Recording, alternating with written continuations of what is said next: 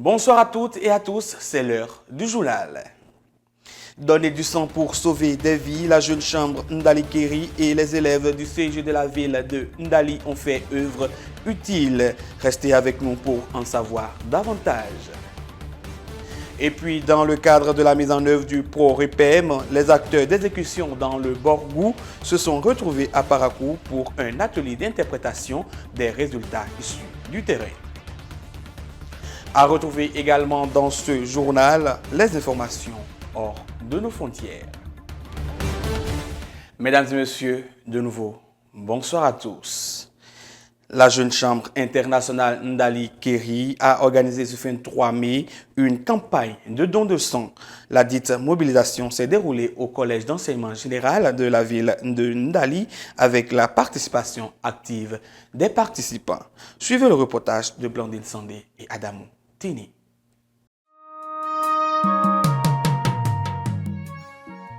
Au moins une poche de sang est sollicitée toutes les 3 minutes dans les centres de santé en République du Bénin et 51,42% des demandeurs sont des enfants. C'est donc pour apporter sa contribution en vue de satisfaire ces nombreuses demandes que la Jeune Chambre internationale Ndali Keri a organisé cette campagne de don de sang au Collège d'enseignement général de Ndali. Le sang n'est pas un produit qui se fabrique et le sang doit être disponible à l'hôpital pour attendre les malades. D'où la JCA Ndali Keri a décidé alors d'appuyer en collaboration avec le service de transfusion sanguine et le CG Ndali d'organiser une collecte de sang. Les élèves sont sortis massivement pour donner le sang. Nous avons fait la sélection médicale et nous avons pris ceux qui sont aptes à donner le sang. Pour les donneurs mobilisés au cours de cette campagne, la première satisfaction est celle de pouvoir sauver des vies. J'exhorte les uns et les autres à le faire pour pouvoir sauver des vies. D'abord, le peu de sang qu'on donne, ce n'est pas ça qui fera qu'on va tomber malade. Au contraire, c'est pour notre bonne santé. Non seulement nous serons en bonne santé, ça va permettre de sauver encore des vies. Ça ne coûte rien en fait. Donc, voilà, c'est déjà une motivation en soi. J'ai donné mon sang pour sauver des vies. Car j'ai été victime une fois et malheureusement, pour moi, ça n'a pas été... On n'a pas trouvé ceux qui prend du sang pour sauver cette vie.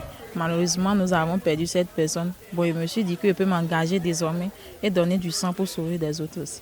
Par ailleurs, la présidente de l'association organisatrice de cette journée de don de sang lance un appel à la jeunesse de Ndali. C'est l'occasion pour moi de lancer un appel à la jeunesse de Ndali de venir rejoindre la JCI Ndali Keri, d'accompagner la JCI. C'est une association de jeunes de 18 à 65 ans qui pose des actes positifs dans la communauté, qui apporte des impacts positifs dans la société. D'après des analyses, la saison pluvieuse est une période de fort taux d'anémie, surtout chez les enfants. Cette campagne de don de sang de la JCI Ndali Keri est donc un acte patriotique de grande importance.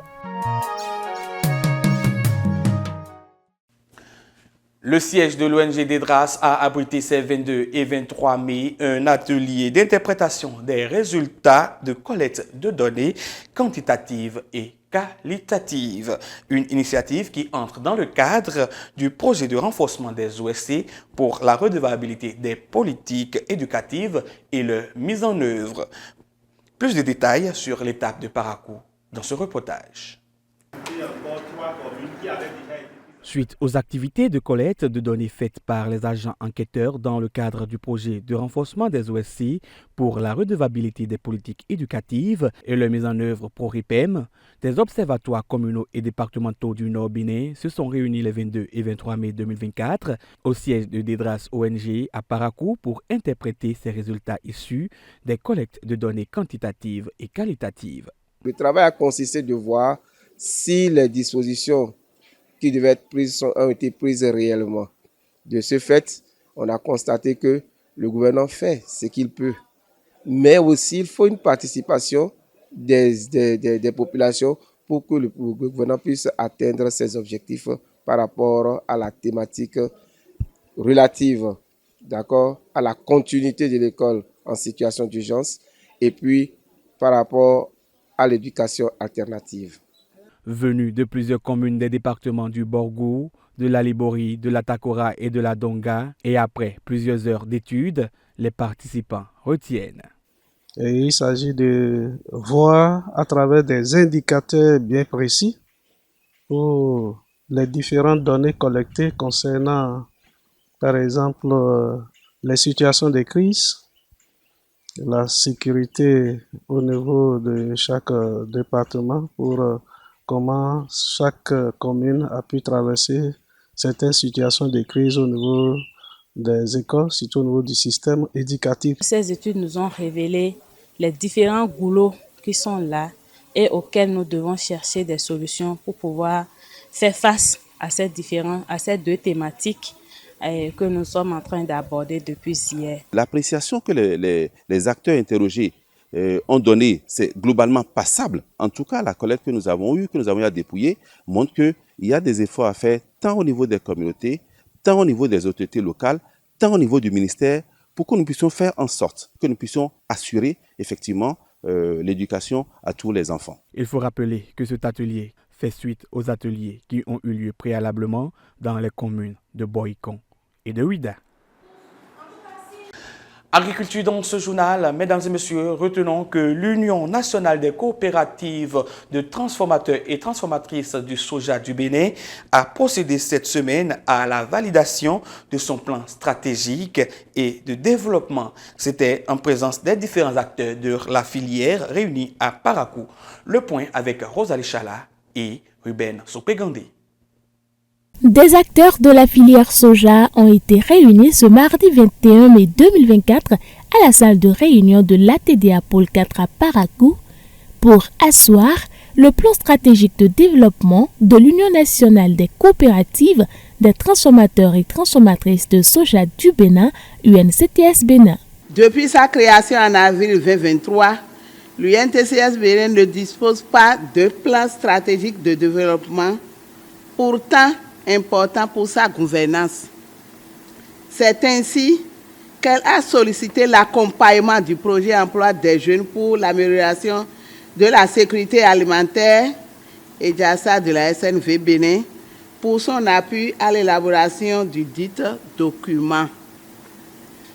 Un consultant a été recruté à cet effet pour l'élaboration du plan stratégique de développement de l'UNCTS Bénin, dont le projet vous est soumis au présent atelier pour accueillir vos amendements pour son amélioration et procéder à sa validation.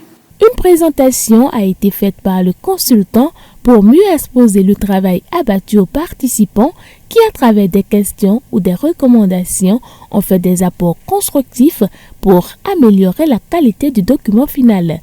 Toutefois, le travail présenté est apprécié à sa juste valeur. Il faut dire que le document a été très bien élaboré à la satisfaction de tous les participants. Il y a eu, c'est vrai, aucune n'est parfaite. Il y a eu des amendements toujours pour améliorer, mais le fond est quand même de qualité. Ce qui reste aujourd'hui à l'UNCPS, c'est de pouvoir véritablement asseoir la fêtière et d'intervenir sur ces axes stratégiques qui ont été définis. Des recommandations qui sans doute seront prises en compte pour le bon fonctionnement de l'UNCTS qui se projette déjà dans l'avenir. Notre capacité de transformation est quand même déjà un quart de la production nationale du soja grain, ce qui n'est pas négligeable, ce qui justifie que des actions se font pour accompagner les orientations du gouvernement sur cette question relative à la transformation locale. La vision à long terme, c'est quand même aller à l'interprofession. Il y a quand même des actions de synergie en vue avec les gros industriels qui sont installés au niveau de la GDZ, qui font de la transformation industrielle. Et c'est de voir quels sont les axes qui pourrait quand même avoir entre ces gros industriels, bien que les niches de marché ne sont pas les mêmes. Nous avons quand même un marché national qui quand même fait face à tout ce qui est besoin social, bien que nous travaillons à améliorer l'économie locale et améliorer les conditions de vie des transformatrices à la base. Avec ce plan stratégique de développement, l'UNCTS aura certainement de beaux jours devant elle pour accomplir sa mission.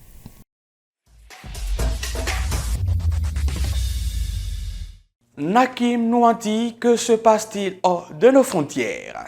Eh bien, Jonas Obossou, retenons qu'en Tunisie, 2 chroniqueurs ont été condamnés à 1 an de prison. Pour avoir critiqué le pouvoir du président Kais Saied, un présentateur célèbre de médias privés et un commentateur politique ont été condamnés ce mercredi 22 mai, chacun à 1 an de prison, a appris l'AFP de sources judiciaires. Les 2 hommes ont écopé de 6 mois pour diffusion de fausses nouvelles dans les médias et réseaux sociaux et 6 mois supplémentaires pour de fausses déclarations dans le but de diffamer autrui, a indiqué à l'AFP le porte-parole du tribunal de première instance de Tunis, Mohamed Zitouna. Deuil en Iran, le président iranien a été inhumé ce jeudi sur le site le plus sacré de la République islamique pour les musulmans chiites. Des dizaines de milliers de personnes ont défilé ce jeudi à Mashhad, dans le nord-ouest de l'Iran, pour saluer la mémoire du président Ibrahim Raïssi. Des hommes, des femmes et des enfants ont marché le long de l'avenue qui mène au mausolée de l'imam Reza, le principal sanctuaire chiite du pays. Raïssi, qui présidait l'Iran depuis 2021, est décédé à 63 ans dans la chute de l'hélicoptère qui l'amenait ce dimanche vers Tabriz après avoir assisté à l'inauguration conjointe d'un barrage avec son homologue azerbaïdjanais à leur frontière commune. 7 autres personnes, parmi lesquelles le chef de la diplomatie, ont perdu la vie dans le crash. Parlant diplomatie, le président kenyan William Ruto a rencontré le président de la Chambre des représentants Mike Johnson au Capitole ce mercredi lors de sa visite d'État de 3 jours aux États-Unis. Alors que son pays s'apprête à déployer des forces en Haïti dans le cadre des efforts déployés par l'ONU pour tenter d'apaiser la crise sécuritaire qui s'aggrave dans ce pays des Caraïbes. Lors de cette rencontre entre les 2 hommes, Ruto a déclaré qu'il souhaiterait profiter de cette visite pour faire part de ses préoccupations concernant les défis posés par le lourd fardeau de la dette au Kenya et dans l'ensemble de l'Afrique. Il a été également reçu par Joe Biden ce mercredi et ce jeudi à la Maison Blanche. Pour finir, 3 jours après la tentative de coup d'État en RDC, le leader de l'Union pour la nation congolaise a été élu ce 22 mai au poste de président de l'Assemblée nationale de la République démocratique du Congo. Un processus de sélection avait fait de lui l'unique candidat et son élection au père choix lors d'une séance publique de l'Assemblée n'était plus qu'une simple formalité. Seuls 36 bulletins étaient nuls sur un total de 407 votants. Mesdames et messieurs, c'est tout pour ce journal que nous vous remercions d'avoir suivi. Comme le dirait une sagesse boussanké, la bonne position permet d'attraper le bon poisson. Alors, si vous voulez des meilleures chances de gagner dans la vie, n'hésitez pas à collaborer avec les meilleures personnes. Sur ce, je vous souhaite un agréable week-end. Merci et à très bientôt.